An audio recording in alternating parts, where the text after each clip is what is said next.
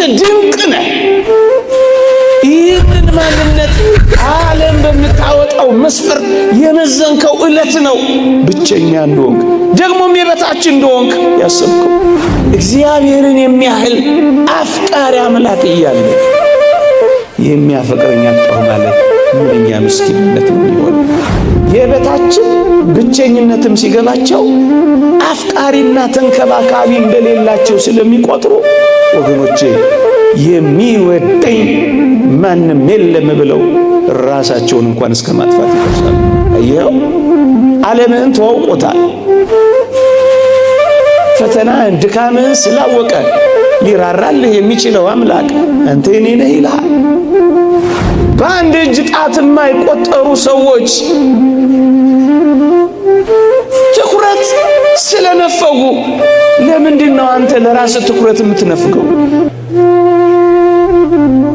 ጥቂቶች ስላላጨበጨቡልህ አንተ ለምንድን ነው ስታለቅስ የምትኖረው?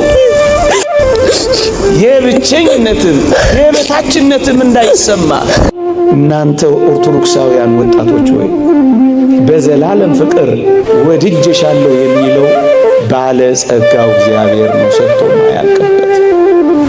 ይሄን ፍቅር ታውቁት ነው ወገኖቼ።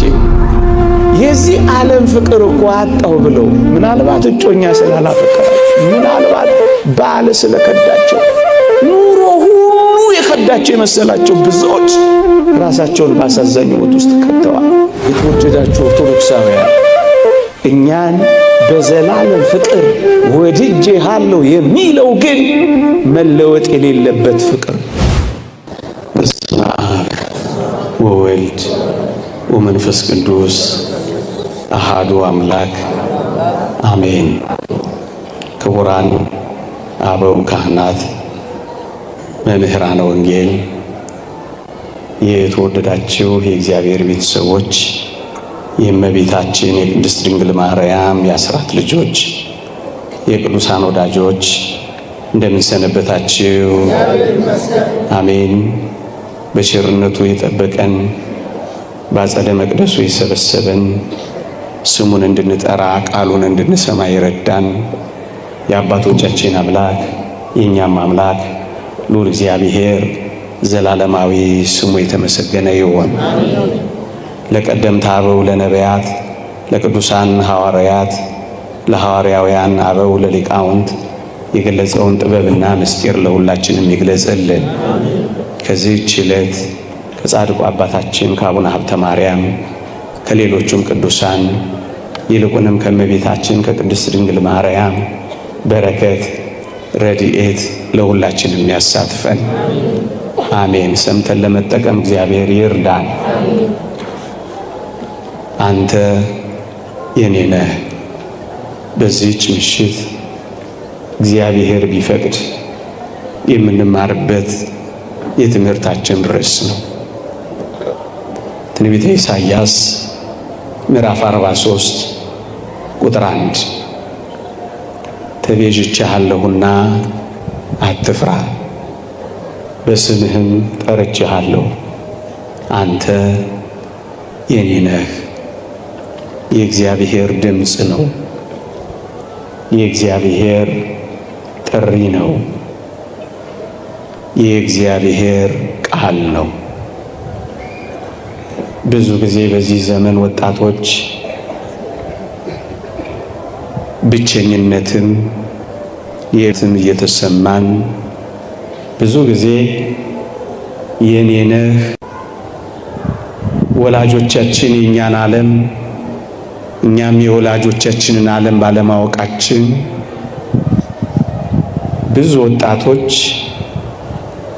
የበታችነት ደግሞም የብቸኝነት ስሜት እየተሰማቸው ራሳቸውን ሲጎዱ ይታያል። ለዚህ ነው ይህንን ድምፅ መስማት የሚያስፈልገው። አንተ የኔ ነህ የሚል አምላክ አለን። አንተ የኔ ነህ የሚል አፍቃሪ አባት አለን። በተለይ ወጣቶች ቤተሰቦቼ እኮ የኔን ዓለም አያውቁት። ቤተሰቦቼ እኮ ከኔ ዓለም ጋር አይተዋወቁ። አብረውኝ ይኖራሉ እንጂ እኮ አይረዱኝም። በዚህ ምክንያት ብቻዬን የሆንኩ ነው የሚመስለኝ ብለው ብዙዎች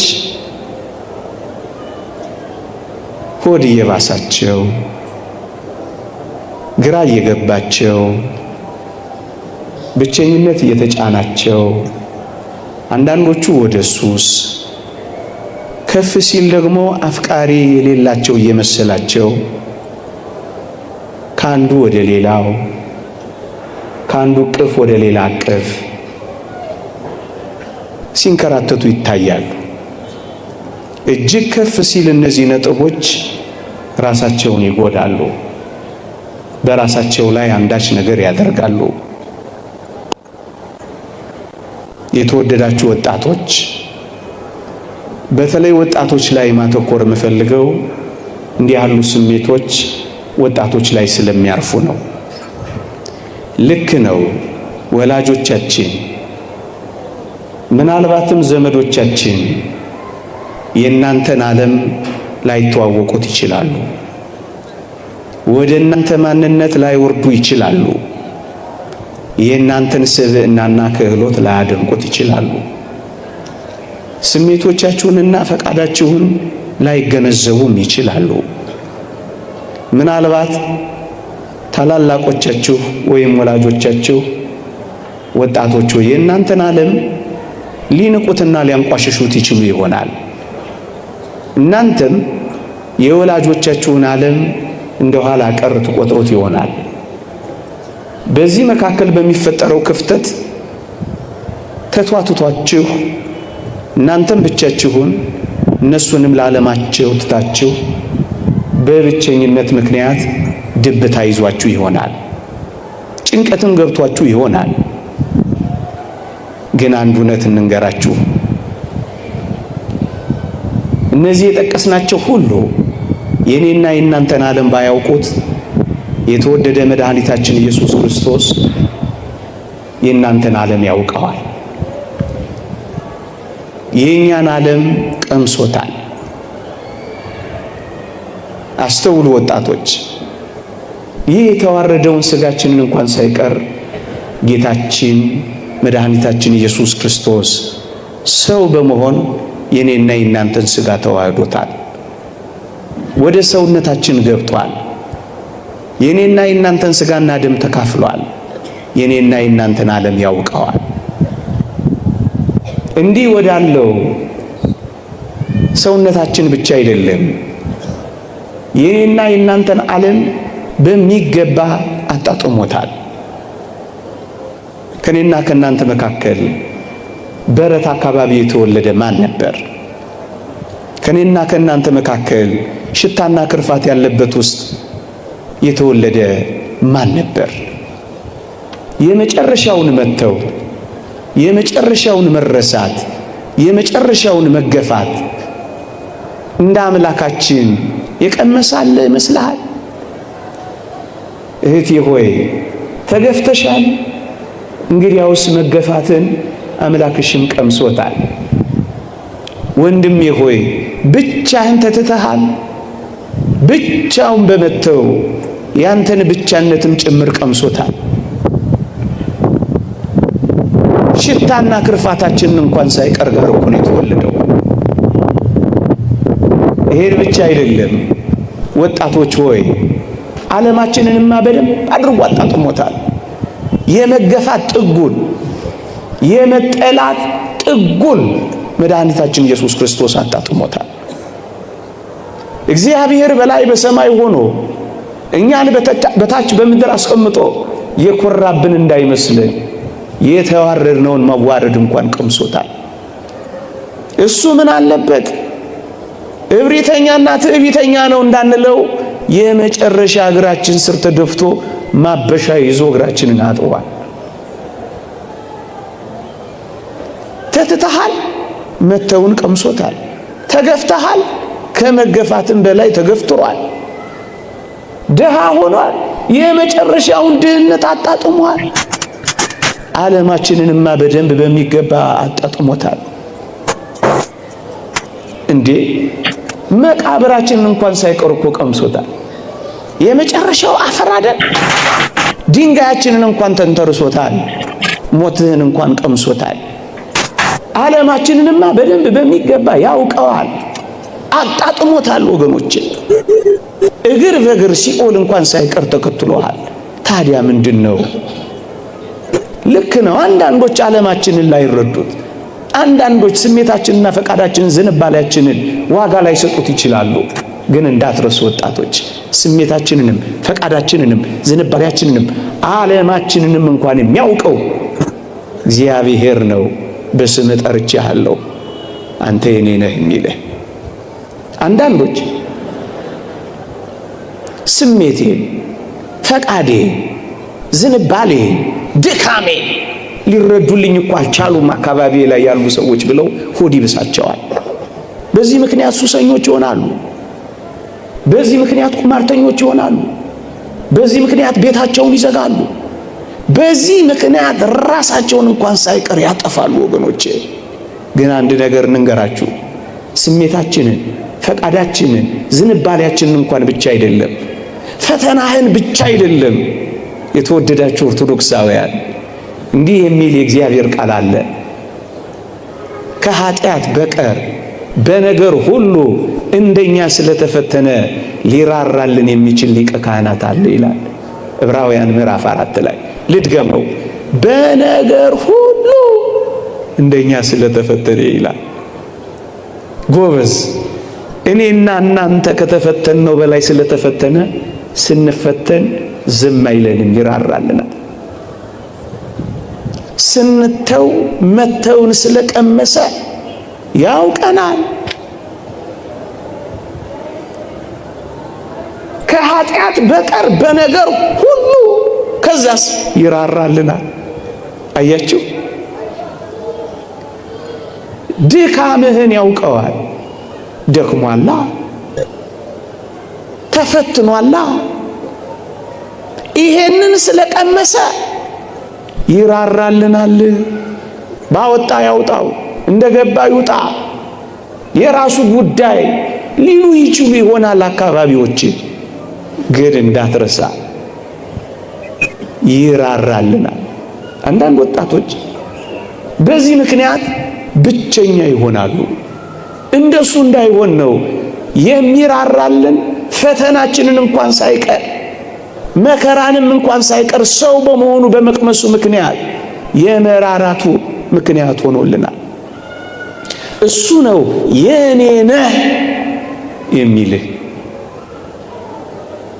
ክህሎቶቼን፣ ተሰጦቼን፣ ማንነቴን የሚያሞግሰኝ የሚያደንቅልኝ ማንም የለም ብለው ብዙ ወጣቶች መኖር ያቆሙ ሰዎች አሉ። ተፈላጊ ያጣነ፣ ፈላጊ የሌለኝ፣ የማንንም ትኩረት ማልስብ ምስኪን ነኝ ብለው ጭርምት ኩርምት ብለው የሚኖሩ ምናልባት ብዙ ወጣቶች ሊኖሩ ይችላሉ። ራሳቸውን በዓለም መመዘኛ ይመዝኑና በዓለም በምትመዝነው መመዘኛ ራሳቸውን ያረከሱ ማለት ዋጋ ያሳጡ። በዚህ ምክንያት ምን ሆነዋል? አንገታቸውን ቀብረዋል። እኛ ግን አንድ ነገር እናስታውሳችሁ ወጣቶች፣ ወይ እስኪ ልጠይቃችሁ፣ እግዚአብሔር እንደ ሰው ያከበረው፣ እግዚአብሔር እንደ ሰው የፈጠረው አለ? እስኪ ንገሩኝ።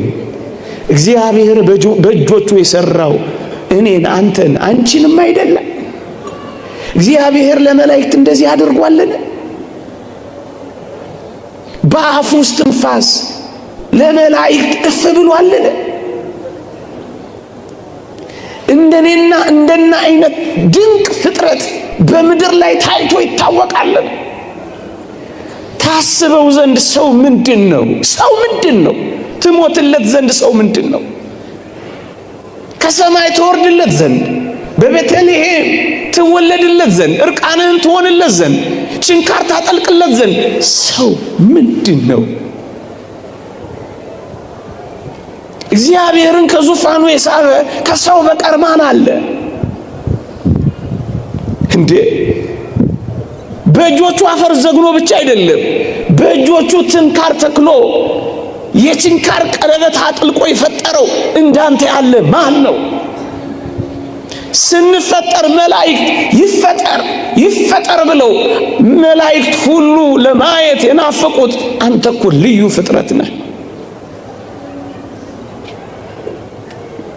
ግሩምና ድንቅ ሆኜ ተፈጥሬያለሁ ያለውን ዝማሬ አታውቀውም? አልሰማህም? አንተ ልትድን ስትል እኮ ነው መላእክት መጥተው የዘመሩልህ። የሰማይ ሰራዊት ላንተ የዘመሩልህ፣ ስትፈጠር ያጨበጨቡልህ። እንዳንተ አይነት ውብ፣ እንዳንተ አይነት ልዩ የት አለ መሰለህ? ለምንድን ነው ራስህን የምታራክሰው? በዓለም መመዘኛ ውብ አልሆንክም ብለው ኤክስ ሲያደርጉብህ አሁን ብለህ ለምንድን ነው አንገትህን ዘለስ የምታደርገው? ክህሎቶችን፣ ተሰጦችን፣ ማንነትን፣ ውበትን እንደ እግዚአብሔር ያከበረ አንተም የእግዚአብሔርን ቃል እንዲያውም እንደ ሰው እግዚአብሔርን የናቀው የለም። ደግሞስ በምድር ላይ ለሰው እንደ እግዚአብሔር ያከበረው የለም። ለምንድን ነው? በእነዚህ ምክንያት ተሰጦችን፣ ክህሎቶች፣ ማንነቴን ምናልባት አላወቀውም እንጂ ሳይንስ ሁሉ የሚኮርጀው ካንተ ነው። ሰው ውስጥ ከ5 እና ከ6 በላይ ትልልቅ ፋብሪካዎች አሉ። ነርቭ ሲስተሙ፣ ኤሌክትሪክ ሲስተሙ። ይሄ ቴክኖሎጂ እኮ የሚኮረጀው ካንተ ማንነት እኮ ነው። አንተ ልዩ ነህ። አንተ ድንቅ ነህ። ይህንን ማንነት ዓለም በምታወጣው መስፈርት የመዘንከው ዕለት ነው ብቸኛ እንደሆንክ፣ ደግሞም የበታች እንደሆንክ ያሰብከው። በአንድ እጅ ጣት የማይቆጠሩ ሰዎች ትኩረት ስለነፈጉ ለምንድን ነው አንተ ለራስህ ትኩረት የምትነፍገው? ጥቂቶች ስላላጨበጨቡልህ አንተ ለምንድን ነው ስታለቅስ የምትኖረው? የብቸኝነትም የበታችነትም እንዳይሰማ አየው። ዓለምህን ተዋውቆታል። ፈተናህን ድካምህን ስላወቀ ሊራራልህ የሚችለው አምላክ አንተ የኔ ነህ ይልሃል። ደግሞም ክህሎቶችን፣ ጸጋዎችን ማን ተናግሮት ይጨርሰዋል ከባለቤቱ በቀር?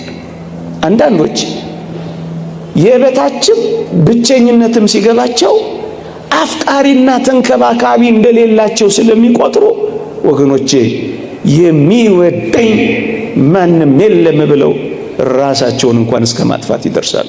ሰሞኑን አንድ ሕፃን ልጅ ሰምቻለሁ። እማዬ አትወደኝም ብሎ ጽፎ ራሱን ያጠፋለች። እውነት ነው። ወጣቶች ሆይ መወደድን፣ መፈለግን፣ መፈቀርን እንደምትፈልጉ ይታወቃል። ግን አንድ ቃል እናስታውሳችሁ። የእግዚአብሔር ቃል እንዲህ ይላል፣ በዘላለም ፍቅር ወድጄሻለሁ ይላል። ይህ የሚለው እግዚአብሔር ነው። እግዚአብሔርን የሚያህል አፍቃሪ አምላክ እያለ የሚያፈቅረኝ አጣሁ ማለት ምንኛ ምስኪንነት ነው የሚሆነው?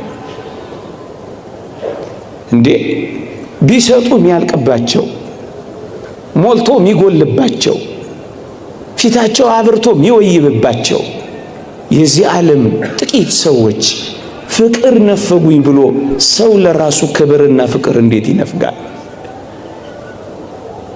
እናንተ ኦርቶዶክሳውያን ወጣቶች ሆይ በዘላለም ፍቅር ወድጄሻለሁ የሚለው ባለ ጸጋው እግዚአብሔር ነው፣ ሰጥቶ ማያልቅበት። ይሄን ፍቅር ታውቁት ይሆን ወገኖቼ? የዚህ ዓለም ፍቅር እኮ አጣሁ ብለው ምናልባት እጮኛ ስላላፈቀራቸው፣ ምናልባት ባል ስለከዳቸው፣ ኑሮ ሁሉ የከዳቸው የመሰላቸው ብዙዎች ራሳቸውን ባሳዛኝ ሕይወት ውስጥ ከተዋል። አንዳንዶች መጠጥ ቤት ውስጥ ከሚጠረግ የቢራ ጠርሙስ መክደኛ ጋር አብረው የሚጠረጉ ሆነዋል። አንዳንዶቹ ጉበታቸውን እንኳን እስኪያፈርሱ ድረስ በመጠጥ ውስጥ ኖረዋል። አንዳንዶቹ ሕይወት ጨልማባቸዋለች። የተወደዳችሁ ኦርቶዶክሳውያን እኛን በዘላለም ፍቅር ወድጄሃለሁ የሚለው ግን መለወጥ የሌለበት ፍቅር። እኛ እኮ ያጣነው የሚለወጥ ፍቅር ነው። ወረተኛ ፍቅር አጣው ብለን እኮ ነው በራሳችን ላይ አንዳች ነገር ማድረግ የጀመርነው።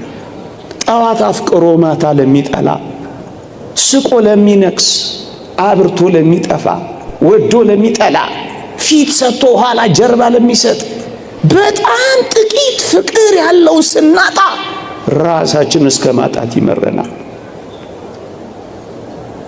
ወረት የሌለበት አፍቃሪ። ይልቁንም ምንኛ በደለኞች ብንሆን እንኳን የሚያፈቅረን እግዚአብሔር በዘላለም ፍቅር ወድጄሻለሁ የሚለውን ትሰማላችሁ። የመፈቀርን ስሜት በሌሎች ዘንድ የመፈለግን ስሜት ብቻ ሲያጡ ሁሉንም ነገር የሚያጡ ምስኪን ወጣቶች ብዙ ናቸው። ከአንዱ ፍቅር ወደ ሌላ ፍቅር ህልውናቸውን ለማረጋገጥ መወደዳቸውን ለማረጋገጥ ሲሉ አንድ የማይበቃቸው ግን እንደወጡ የሚቀሩ ወጣቶች ብዙ ናቸው። ያንንም ለማየት ሲንገላቱ ሳይመለሱ የሚቀሩ ፍቅር አይደለም ጥላቻ እንኳን ያልበቃቸው ብዙ ወጣቶች አሉ። ለዚህ ነው ይሄንን ድምፅ መስማት የሚያስፈልገው። በዘላለም ፍቅር ወድጄሻለሁ። ወረት የሌለበት አፍቃሪ። ይልቁንም በደለኛና ኃጢአተኛ ስንሆን የበለጠም ይወደን የበለጠም ያፈቅረን። ሀባሃለወጥ ብዝህት ኃጢአት በየተበዘ ጸጋ እግዚአብሔር በደል በበዛችበት በዛ ፍቅሩ የምትበዛልን እኛ። አያችሁ፣ ጀርባ የማይሰጥ ፊት የማያጠቁር ግንባር የማይቋጠር ሻካራ ቃል የማይነጋገር እናንተ ወጣቶች ሆይ እንኳን የኔና የናንተ ጥቂት ቀርቶ የዓለሙ ሁሉ ኃጢአት ፍቅሩን ያለወጠበት አምላክ እንዳልሆነ ረሳችሁት? እሱ ነው በዘላለም ፍቅር ወድጄሻለሁ የሚለው። መለወጥ የሌለበት ያውነት፣ ማጣት የሌለበት ባለጠግነት፣ ደግሞስ አድሎ የሌለበት ፍቅር እንዴት ይደንቃል! እኔ በጣም የሚያስደንቀኝ በመንኮራኩር የተፈጩትንም የሆነ ስንዴ አስፈጭተው መስዋዕት ያቀረቡትንም ሁለቱንም እኩል የሚያፈቅር ፍቅር፣ ላባቸውንም ያንጠፈጠፉትን ደማቸውንም ያፈሰሱትን እኩል የሚያፈቅር ፍቅር እንዴት ይደንቃል እንዴ! ሜዳ ላይ የተጎተቱንም ደግሞስ እንዴ ምንጣፍ የጎተቱ እኩል የሚያፈቅር እሱ ነው አፈቅርሃለሁ የሚለው። ይሄንን ድምፅ ይሰሙት ይሆን ወጣቶች? እኛን በማፍቀር የሚኖር አምላክ እያለ ለምን ራሳችንን በመጥላት እንኖራለን? ወጣቶች፣ ስላንተ ፍቅር የተሰቀለልህ አምላክ እያለ ለምንድን ነው አንተ የምትሰቀለው? የሞተልሽ አምላክ እያለ ምን በወጣሽ ራስሽን የምትገይው? መራራ ሐሞት የተጎነጨ አምላክ እያለ መርዝ መጠጣት ይገባል? ወጣትነቱን ለኛ የሰጠ አምላክ እያለ ወጣትነታችንን ለዲያብሎስ መገበር ይገባል? እናንተ ወጣቶች ወይ ደግሞ ብዙዎቻችን ደግሞ ሁላችንም ተስማምተን ሽፍታ እንጠላ የለ፣ አጋች እንጸየፍ የለ። የተወደዳችሁ ወገኖቼ ብቸኝነትን የበታችነትን አፍቃሪ በማጣትን ሱሰኛ ሆነው ቁማርተኛ ሆነው ራሳቸውን በተለያየ ምክንያት ጎድተው ደግሞ ማጥፍተው የሚኖሩ ሰዎች በራሳቸው ላይ የሚሸፍቱ እንጂ ሌላ ምን ይሆናሉ? ሽፍታ ከጠላችሁ ሰው በራሱ ላይ እንዴት ይሸፍታል? አጋሽ ከጠላችሁ ሰው ራሱን በእንደነዚህ አይነት አጥፊ ነገሮች እንዴት ያግታል? እንዴ ጌታችን ዲያብሎስን ከሚያህል አውሬ ካዳነን በኋላ ራሱን በተለያዩ ነገሮች የሚያደክምና የሚያጠፋ ሰው በራሱ ላይ የሚነሳሳ ጨካኝ አውሬ መሆኑ አይደል? አንበሳ ራሱን ሲበላ አይታችሁ ታውቃላችሁ? በመጠጥ እኮ ራሳችንን በላ ነው እንዴ። በሱስ እኮ ራሳችንን በላ ነው። በማደንዘዣዎች እኮ ራሳችንን በላ ነው። በመርዝ እኮ ራሳችንን በላ ነው። ራሱን በልቶ የማያውቅ እንስሳ እያለ ራሱን የሚበላ ሰው ሲገኝ አሳዝን። እባብ ራሱን ሲነድፍ ሰምተን አናውቅ። ሰው ግን ራሱን መንደፍ ጀመረ በዚህ ዘመን። እባብ ራሱን ያድሳል እንጂ እንደተማርነው ራሱን አያፈርስም። ሰው ግን ራሱን ማፍረስ ጀመረ። የተወደዳችሁ ወጣቶች አንድ ጥያቄ ልጠይቃችሁ። ይሄን ቤተ መቅደስ አንድ ጠላት መጥቼ ላፍርሰው ቢል ይሄ መቅደስ ከመፍረሱ በፊት እናንተ እንደምትፈርሱ አውቃለሁ። ይሄ ከመቃጠሉ በፊት የሚቃጠሉ ምእመናን እንዳሉ አውቃለሁ። ግን ያሳዝናል። የሰውነታችንን መቅደስ ቅድም ባለውና ከፍ ባለው ራስንን በማጥፋት ይሁን ሲያፈርሱ ግን ምንም አይመስላቸውም። እኛ እኮ የኛ አይደለንም። አንተ ያንተ፣ አንቺም ያንቺ፣ እኔም የኔ፣ እርሶም የእርሶ አይደሉም። አደራ የተሰጠን ብቻ ነው። እኔ ለኔ አደራ የተሰጠው ነኝ፣ እኔ አይደለሁም። የበታችነትን፣ ብቻነትን፣ አፍቃሪ ማጣትን፣ ተንከባካቢ ማጣትን ጭርምት ኩርምት የሚያደርጋቸው ብዙ ወጣቶች መጨረሻ ላይ የሚሉት ምን እንደሆነ ታውቃላችሁ? ዋጋ ቢስ ነኝ ብለው ዋጋ እንደሌላቸው ይቆጥራሉ። ዋጋቸውን አራክሰው መሬት ይፈጠፍጣሉ። ይህ ዓለም በሚያወጣላቸው ዋጋ ራሳቸውን መመዘን ይጀምራሉ። በዚህ ዓለም ሂሳብ ሲተሳሰቡ ጊዜ ራሳቸውን ዘጭ ያረጋሉ፣ ያረክሳሉ። ለዚህ ዓለም የማልመዝን ከሆንኩ ዋጋ ቢስ ነኝ ብለው ራሳቸውን ደረጃዎችና መዳቢዎች አድርገው ያስቀምጣሉ። ዋጋ ቢስማ አይደለም። ዋጋችንን በትክክል መነጋገርማ ይገባል ወገኖቼ። እንዴ አንተ ወጣት ወይ ዋጋህን ማወቅ ከፈለክ አንገት ላይ አንጠልጥለዋል፣ ደሞም ተነቅሰዋል፣ ወይም ተጠልፈሸዋል ልብስሽ ላይ። የክርስቲያኖች ዋጋ ቀራንዮ ብቻ ነው።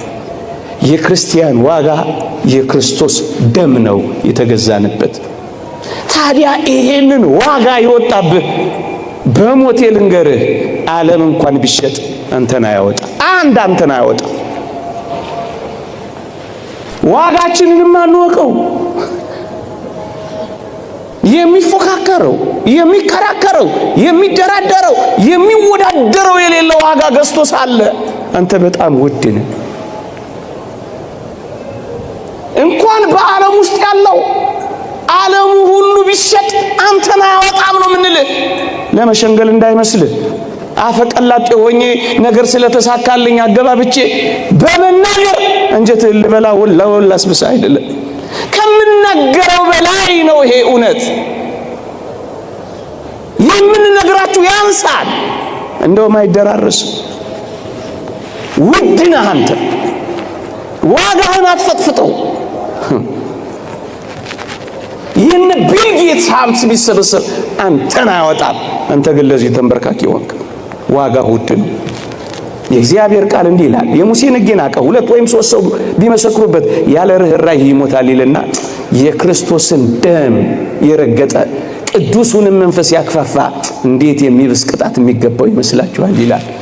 የወጣብህን ዋጋ አታርክሰው። ዋጋ ቢስ ነኝ እንዴት ትላለህ? ዋጋህን ማወቀው። ዋጋ ውድ ነው። ከእንቁ ከኤመራልድ አሉ ከሚባሉት ምንም ዋጋ አንተን አይመዝንም። ምክንያቱም ሰማይ ነው ምድር የመጣው አምላክ ነው ዋጋ የከፈለልህ። መጀመሪያ ፈጠረ፣ ከዛ በደሙ ገዛ። በዋጋ ተገዝታችኋልና የራሳችሁ አይደላችሁም። ዋጋህን አየኸው? ዋጋ ወጥቶባል እንዴ? በዚህ ዓለም ላይ እኮ ዋጋ የወጣባቸው ነገሮች እኮ ናቸው በጣም ውድ። ብርቱ ዋጋ ከወጣቸው በጣም ይወደዳሉ። ብርቱ ዋጋ ስለወጣብህ በጣም ልትወደው ነው የሚገባው። በጣም እንዴት ራስህን ትጠለዋለህ? ውድ ነህ አንተ፣ በጣም ውድ ነህ። ይህንን ስላላወቅነው ነው ብዙ ጊዜ እየተቸገርን ያለነው ወገኖች። አንዳንድ ወጣቶች በዙሪያቸው ያሉ ጥቂት ሰዎች ፊት ስለነሷቸው፣ ፍቅር ስላልሰጧቸው፣ እንክብካቤ ስለነፈጓቸው፣ ትኩረት ስለሌላቸው፣ ስላላጨበጨቡላቸው፣ ቀይ ምንጣፍ ብቻ ብዙ ነገር። ዓለም አይወደኝም፣ ዓለም እኮ ጠልቶኛል ብለው ራሳቸውን ይጠላሉ። ሰው ዋጋ ስላልሰጣቸው የራሳቸውንም ዋጋ ማሳነስ ይጀምራሉ። የምር አንተ ወጣቶች እስኪ እንነጋገር እኮ የትኛው ዓለምን የጠላህ አንተ? በአንድ እጅ ጣት የማይሞላ ቁጥር ያለው ሰው ዓለምን ሁሉ ያጨልምብሃል። ዓለምን የምትመዝነው ምናልባት በጮኛ፣ ምናልባት በጓደኛ፣ ወይ ምናልባት በቤተሰብ ብቻ ነው አይደለም። ዓለም ይሄ አይደለም። ይሄማ በጣም ጥቂቱ ነው። እኔ ግን ሌላ ዓለም ላሳየ። ምን አይነት ዓለም? አንተን የሚወድ ሌላ ዓለም፣ ባንተ ላይ ትኩረቱን ያደረገ የሚናፍቅህ ሌላ ዓለም አለ። የተወደዳችሁ ኦርቶዶክሳውያን፣ ይሄ የሚታየው ዓለም ያጠቃላዩ ዓለም 20% አይሞላም ይላል አንድ ሊቅ። የማይታየውስ ዓለም 80% አይታየም። እየሰማችሁ ነው? በምታየው ጥቂት ነገር ቅስምህ አይሰበር። በምታየው ጥቂት አለማፍቀር ራስህን አታጥፋ፣ ሕይወትህንም አታጨልም። የማይታየኝ የሚፈልገኝና የሚወደኝ 80% ዓለም ያለኝ ነኝ እኔ። ምን የእግዚአብሔር ቃል በግልጽ ይናገራል። ወደ አእላፋት መላእክት ደርሳችኋል ይላል። አእላፋት መላእክት እኛን ይወዱናል። አእላፋት መላእክት እኛን ይናፍቁናል። አእላፋት መላእክት እኛን ይጠብቁናል። አብረናቸው እንድንዘምር፣ አብረናቸው እንድንኖር። እኛ አየህ የማይታየው ሌላ ዓለም የቱ? የመላእክት ዓለም ይሁን። የታላላቅ ወንድሞችህ ዓለም አለ። ማር ይስሐቅ እንደተናገረው ታላላቅ ወንድሞቻችን ናቸው። አንተ ያየኸው እኮ ጥቂት ዓለሙን ነው እና በሱ ትከፋለህ። ዓለም ጠልቶኛል ትላለህ።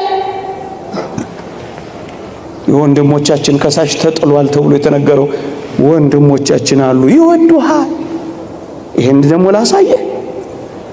በአንድ ኃጥእ ንስሐ መግባት በሰማይ ታላቅ ደስታ ይሆናል ይላል አይደል? አንተ ወደዚህ ስትመጣ የሚዘምር የወንድሞች ጉባኤ በሰማይ አለ። ታዲያ ለምንድን ነው ጥቂት ቁጥር እጅ እያየህ ተስፋ የምትቆርጠው፣ ራስን የምታጠፋው፣ ጭር የምትኩርምት የምትለው፣ ፊትን በማዲያት የምትጠብሰው፣ ጉበትህን ደግሞ በመጠጥ የምታፈርሰው፣ ደግሞም ገመድ አንጠልጥለህ የምትሞተው? ምን በወጣ ሌላ ስልንገራችሁ ናው ምኑ ዝርዝሬ እነዚህን 80%ቶች ልግለጽላችሁ። በገነት ያሉ አጸደ ነፍሳት፣ በብሔረ ሕያዋን ያሉ፣ በብሔረ ብፁዓን ያሉ፣ ከገጸ መሬት የተለዩ ግሁሳን፣ ደግሞ በገጸ መሬት ውስጥ ያሉ ስውራን። ኧረ ስንቱ 80% አለ ስላችሁ ማረጋገጥ ትችላላችሁ። ታዲያ የትኛው ዓለምን የጠላህ አንተ? ማን ሌላ ዓለም ይሄንን ዓለም በደንብ ላሳያችሁ። ንዑድ ክቡር የሚሆን ሐዋርያ ጳውሎስ በረከቱ ትደርብንና እንዲህ አለ። ክርስቶስ በእናንተ ውስጥ እስኪሳል ድረስ ዳግመኛ ስለ እናንተ ምጥ ይዞኛል ይላል። ምጥ የሚያዝ ወንድም አለ።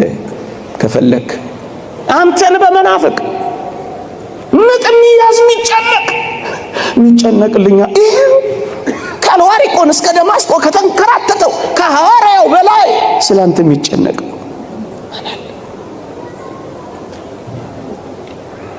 ታዲያ ዓለም እኮ የትኛው ዓለም ስለጠላ ነው ራስን የምትጠላው? ዓለም አልወድ እኮ የትኛው ዓለም ስላልወደደ ነው። በቃ በዚህ በጥቂት ቁጥር ያውም ደግሞ ምስኪን በሚወርቅ በሚነሳ በሚበረታ በሚደክም በሚያገኝ በሚያጣ በሚቆም በሚወድቅ በዚህ ዓለም ነው ራስን የምትመዝነው። ሌላ ዓለም አለ። አንተ ሌላ ዓለም አለ፣ ሌላ ዓለም አለ። ቅዱስ አትናቴዎስን ዓለሙ እኮ አይወድህም አሉት ይባላል። ምን አለ ቅዱስ አትናቴዎስ በረከቱ ይደርብንና ንገሯት ለዓለም እኔም አልወዳት። ምኗ ይወደዳል? እንደው ላጥላላባችሁ ፈልጌ እቤት ስትሄዱ መኖራችሁን እንድታቆሙ ሽቼ አይደለም፣ እንዳትመሰጡባት ግን ለማድረግ በጣም የምትወደድ አይደለችም። በጥርሶቿ ስቃል ስታበቃ በኋላ የምትነክስህ ምን ትወደዳለች? በሜካፖች ያበደች ምን ትፈቀራለች? የውሸት ጌጣጌጥ ይዛ የምታማልልህ ምን ያጣብቃል ከሷ ጋር? ለምን እንደሚሰማ ለምን እንደሚያምር ታውቃለህ? ተጣብቀህባታል። በቃ ለገንዘብና ለከንቱ ውዳሴ ከተጣበቅ ጥላቻዋን ፍቅሯም ያመሃል። ፍቅሯን ስታጣ ያመሃል፣ ጥላቻዋ ያሳብዳል። አትጣበቅባት። ትታመማል፣ በሐዘኖቿ ትሰበራለህ። አየህ፣ ከተጣበቅባት ነው እንደዚህ የምትሆነው። ምኗ ደስ ይሰኛል። በመኃልየ ሰሎሞን ላይ ያለችው ያችን ሙሽሪት አልሰማትም? ፀሐይ መልኬን አክስሎታልና አትዩኝ እያለች ነው የዘመረችው። ምን ትታያለች? እስኪ ዋት ምን ትታያለች? ምን ደስታ አላት?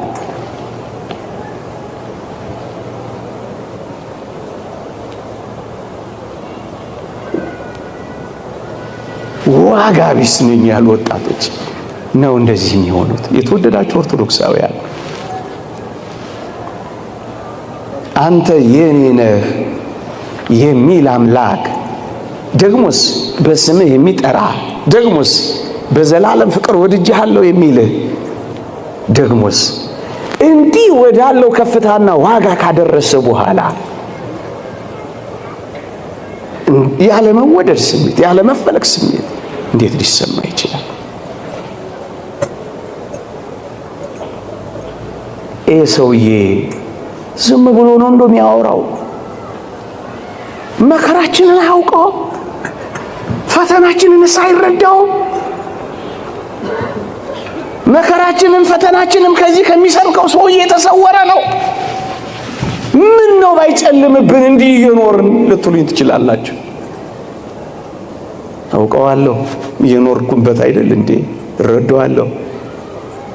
ታዲያስ እንደዚህ ባንል ይፈረድብናል ልትሉ ትችላላችሁ። ወጣቶች ሆይ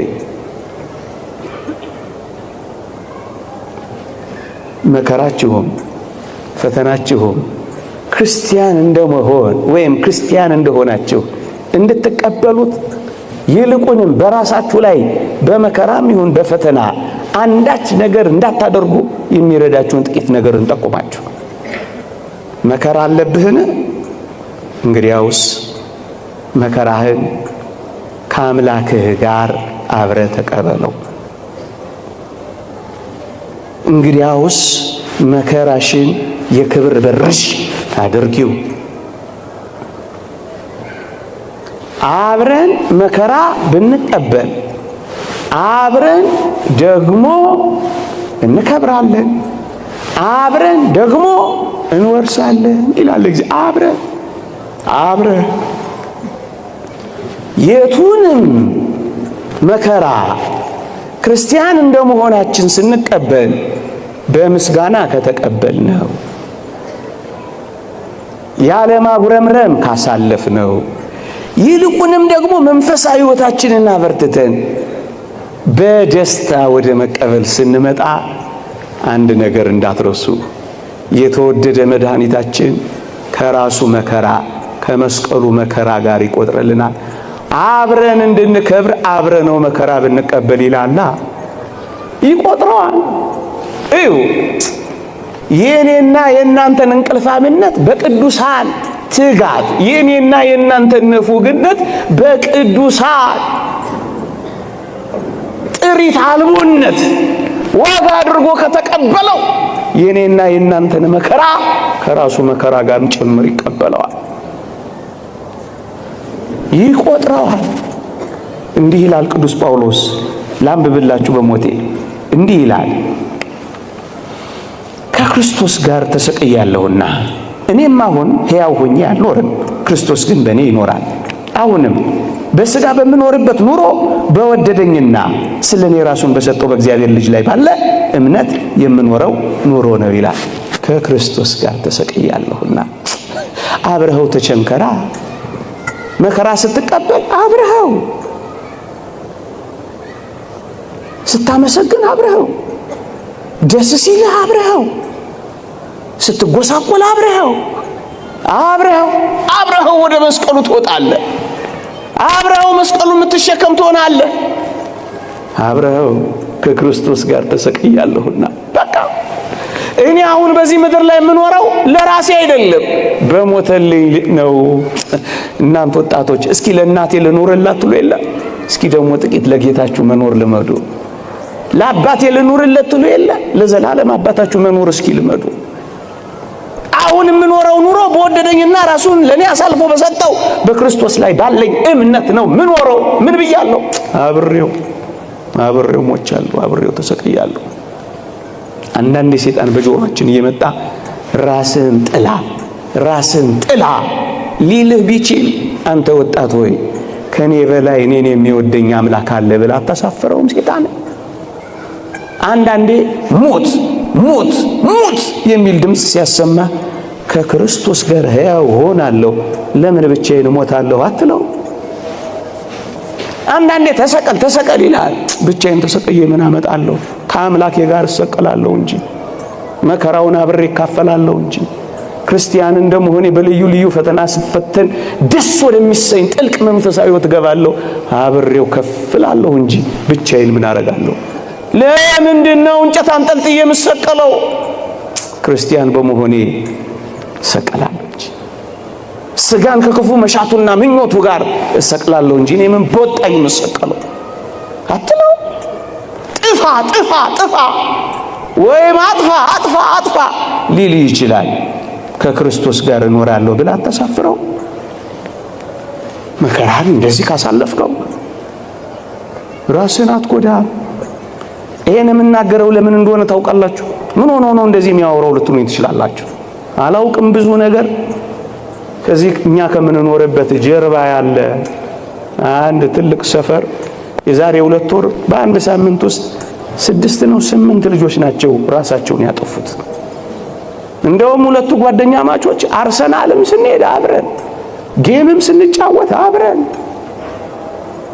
ስቴዲየምም ስንሄድ አብረን፣ ፕሪሚየር ሊግም ስናይ አብረን። እንዴት ብቻህን ትሞታለህ ብሎ ጓደኛው አብሮ ተከተሉ። ምንድነው እንደዚህ ሆነው? ወላጆች ወይ ልጆቻችሁን አታውቋቸው? ዓለማቸውን አትረዱት? አንዳንዱ የትምህርት ዓለሙ ሲጨልምበት ሕይወቱን ሁሉ ያጨልማል። ምስኪን ነው። አንድ ሳብጀክት ኤፍ አመጣህ ማለት ምናልባት ቀኑን ሊደብርህ ይችላል እንጂ ዘመንህን ሁሉ ሊደብረው ይችላል። ማትሪክ አላመጣህም ማለት ሰማይና ምድር ተደፋ ማለት ነው። ሕይወት እኮ ዘርፏ ብዙ ነው። ገና ያልተሰራ ብዙ ዘመን አለ። ገና ያልተሰራ ብዙ ስራ አለ። ለምንድነው በራስ ላይ የምትወስነው? ሞት ሲል የምትሞተው ምን ቦጣ? አንተ ብቻ አንተ ሰቅለ ምን ታመጣለህ እንዴ? አንድ ሰሞንማ በዚህ በማህበራዊ ሚዲያ እኮ ፋሽን አድርገውት ነበር። ብንሄድ እኮ የት ነው የምትሄዱት? ብሄድ ይሻለኛል። አይሻልም። የሚሻለው እንደ ንዑድ ክቡር ጳውሎስ ከኖርክ እውነት ነው ይሻላል። ሃይማኖትህን ከጠበቅ፣ በተጋሎ ከኖርክ፣ ሩጫህን ከፈጸምክ፣ በጽድቅ ከተመላለስ፣ በትሩፋት ካሸበረቅ፣ ክርስቲያን ከሆንክ ሂድ። ምን ታደርጋለህ? ኑሮ ስለከበደኝ ግን ይሄዳል ይባላል እንዴ? የት ነው የምትሄጂው? እንዴ የዚህ መከራ እጥፍነቱ የማይቆጠር ሌላ መከራ ጋር ተረት መስሎ ነው ይሄ። ልቤድ ይሻለኛል። አትሂድ እንዴ! ይሄን ሁሉ ፈተና ስቀበል ምን ሆኖ ነው ይሄ ሰውዬ አሁንም እንደዚህ የምታወራው የምትል ከሆነ ስለ ፈተና ደግሞ ጥቂት ነገር ተናግሬ ያበቃል። መከራን እንዲያስተናግደው ብቻህን አትሰቀልበት። ምን ታረጋለህ? ማንን ትቤዣለህ? ማንን ታድናለህ? ፈተና ካልክ ግን ማክሲመስ የተባለ አንድ ሊቅ 3 ነገር ነግሮናል። እንዲህ ይላል፣ በሞቴ ስማኝ። ፈተና በአንዳንዶች ዘንድ ከቀደመ ኃጢአታቸው ሊያነጻቸው ይመጣል ይላል። ክርስቲያን ሆነ ፈተና የምትቀበል ከሆነ እሰይ፣ ኃጢአትህን ያነጻልሃል፣ በደልህን አጥርግርጎ ይወስድልሃል። ከቀደመው ኃጢአታቸው ሊያነጻ ይላካል። ሰሞኑን እዚህ ሎስ አንጀለስ ካሊፎርኒያ ይሄ ሰደድ እሳት ሰምታችሁ የለ? ቤቱ ከተቃጠለ ንብረቱ ከወደመው ሰው አንዱ ዘ ፓሽን ኦፍ ክራይስት የክርስቶስን የሕማማት ፊልም የሰራው ሜል ጊብሰን የሚባለው ፕሮዲውሰር አንዱ ነው። ተጠየቀ፣ ሰምቼዋለሁ ኢንተርቪው። ምን ተሰማ አሉት። ይሄ ለኔ መንጻት ነው፣ ኢትስ ፒውሪፊኬሽን ነበር ያለው። ጥርግ አድርጎ ሰድባው እንደማለት ነው። ኃጢአቴን የሚያነጻልኝ ከሆነ ፈተና ይሰይ፣ ለጽድቅ የሚያበቃኝ ከሆነ እሰይ። ከቀደመው ኃጢአት ሊያነጻኝ ይመጣል። በቃ ሁለተኛ ክርስቲያን ሆነ መከራን ከተቀበልክ በሌሎች ዘንድ ደግሞ ይላል ያላቸውን ፍጽምና የበለጠ ሊያሳምር ይመጣል ይላል። የበለጠ ውብ ሊያረገን፣ የበለጠ ሊሰነግለን፣ የበለጠ ሊያሳምርልን ይመጣል። ሶስተኛ በአንዳንዶች ዘንድ በሌሎች ዘንድ ደግሞ ይላል ሊመጣ ላለው ነገር እንዲዘጋጁ ለማድረግ ይመጣል ይላል። ሌላ መከራ ካለ ያሁኑ ፈተና እየሰራህ ነው። ምርጥ ሸክላ የሚሰራው በብዙ እሳቶች መካከል አልፎ፣ ቆንጆ ጠንካራ ዕቃ የሚወጣው ብዙ ተፈጭቶና ተቦክቶ ነው። እየሰራኝ ነው በል። ለምንድነው ራስን የምታፈርሰው? ለምንድነው ራስን የምትገለው? ለምንድነው ሱሰኛ የምትሆነው? ለምንድነው ቁማርተኛ የምትሆነው? ለምንድነው ጭርምት ኩርምት ብለህ ሕይወት እንደጨለመችብህ የምታስበው? ደግሞስ አንድ ምስጢር ልንገራችሁ። እንዴ ዲያብሎስ እስኪ ልጠይቃችሁ፣ መጀመሪያ ሌባ ልጠይቃችሁ። አንድ ሌባ ቤት ሰርስሮ ግድግዳ ጥሶ ግንብ ደርምሶ ጉድጓድ ቆፍሮ ቤት ውስጥ ገብቶ የሚሰርቀው ባዶ ቤትን ነው ወይስ ሀብት የሞላበትን ቤት ነውም? አይደለም። እንግዲያውስ ዲያብሎስ በብርቱ የሚታገል ከሆነ ባዶ ስላልሆንክ ነው። ይሄ ነው እውነቱ። ሃይማኖት የሚባል ሀብት አለ፣ ተስፋ አለ፣ የመንግስተ ሰማያት። ለዛ ነው የሚታገል። ባዶ ብትሆንማ ምን ያታግለዋል? ትቶ ነበር የሚሄደው። አንተ ባለጸጋ ነህ፣ ሃይማኖት አለ፣ ምግባር አለ፣ ተስፋ አለ። እሱን ሊያስጥልህ ነው። ደም ተቃብተሃላ። እንዴት ቆሞ ሊያጨበጭብልሽ ትፈልጊያለሽ? ሊያፏጭልህ ትፈልጋለህ? ሊያሞግስህ ትፈልጋለህ? አይደለም። ሀብት አለ። ሀብት ስላለ። ሶስተኛ የተማሪዎች እውነት የሚገለጠው በፈተና እንደሆነ ክርስቲያን የመሆናችን እምነት የአምልኳችን ጽናት የሚለካው አንዳንዴ እንዲህ ባሉ ፈተናዎች እኮ ነው። ይከተለኛል እዛ ማቴዎስ ወንጌል ምዕራፍ 8 ላይ ምንድን ነው የሚለው? አስደናቂ ቃል አለ እኮ። ወደ ማዶ እንዲሻገሩ አዘዛቸው ይላል። እዩ፣ የብሱን ሲከተሉት ነበር። አሁንስ የብሱን የተከተሉትን ያውቃቸዋል። አሁንስ በወጀብና በአውሎቹ መካከል ከኔ ጋር የሚሄዱትን ልወቃቸው ብሎ እኮ ነው ወደ ማዶ እንዲሻገሩ ያዘዛቸው። የብሱን ተከትለው ይሆናል ማይበሉና ወጀብ ውስጥ አብረህ ትገባለህ። እሱን መለካት አለበት። ዝም በሚልበት ጊዜ ትከተለዋለህ። እሱን ማየት አለበት። የምትወርድ የምትሳፈር የምትቀሰቅስ የምታንኮራፋ መሆን በምን ይገለጣል? ሶስተኛ አራተኛ ፈተናው የሚመጣብን ትኩረታችን የተወደዳችሁ ኦርቶዶክሳውያን እግዚአብሔር ሳይመጣ እንደማይቀር ሳይሆን ቀኑ ላይ ነው ትኩረታችን። ለዚህ እኮ ነው የምንፈተነው። መቼ ነው የሚመጣው? መቼ ነው የሚሆነው? መቼ ነው ስለምንል እኮ ነው። እግዚአብሔር ግን ሳይመጣ አይቀርም ካላችሁ ግን ትረጋጋላችሁ። መከራህንም ፈተናህንም እንደዚህ ካየኸው ትበረታለህ። አንድ ሁለት ሶስት ነገር ተናግሬ ብቻ በቃል። በተለይ ቅድም እንዳልኳችሁ መጠጥ በመጠጣት ተስፋ ቆርጠው ራሳቸውን ለሚያፈርሱ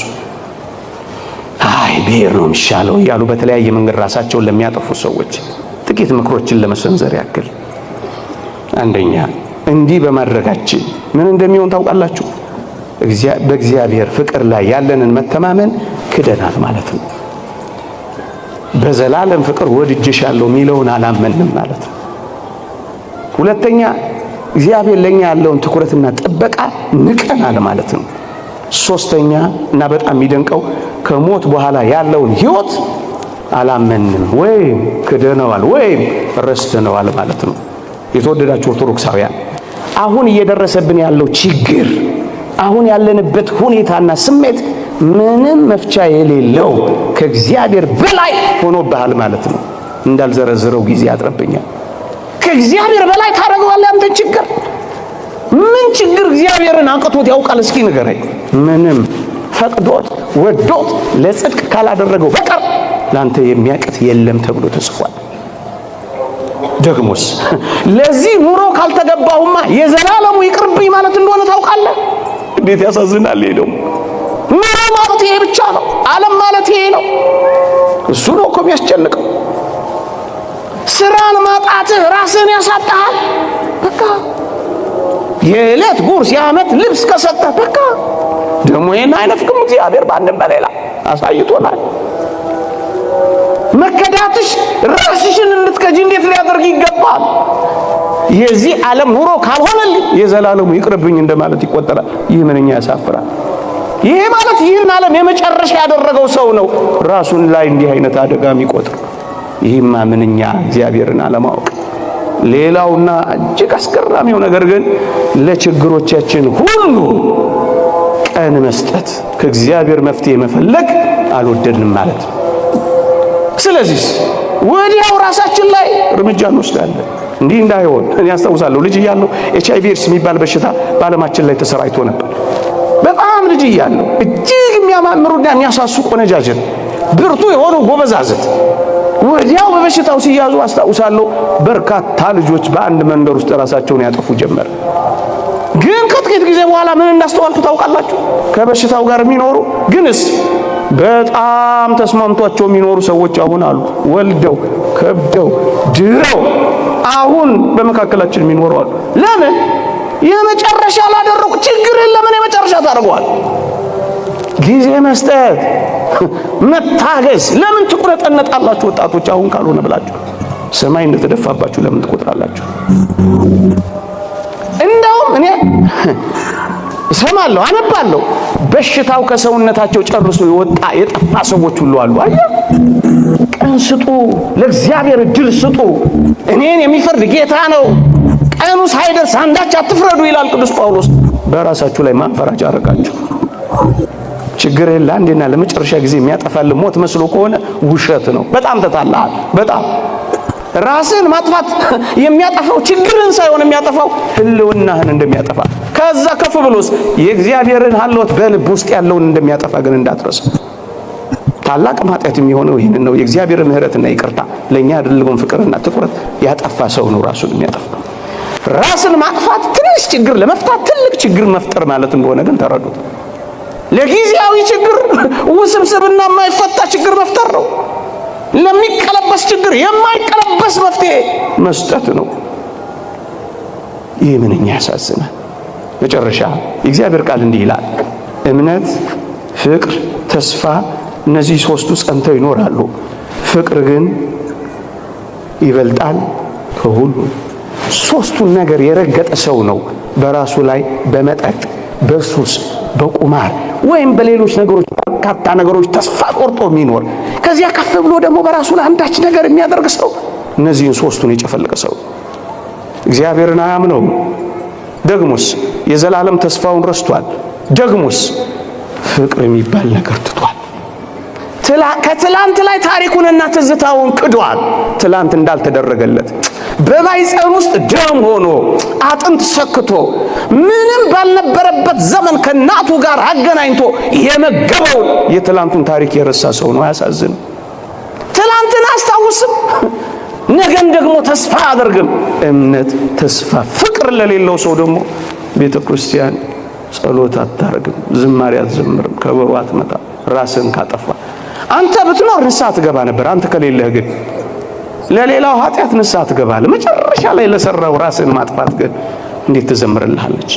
እንደ ድል አድራጊ ታለቅስልሃለች እንጂ ከበሮ አትመታለን። ምክንያቱም እምነትን፣ ፍቅርን፣ ተስፋን ረግጠሃል። ግን አንድ ተስፋ አለ። በስም ጠርቼሃለሁ፣ አትፍራ፣ አንተ የኔ ነህ። ይቆየን።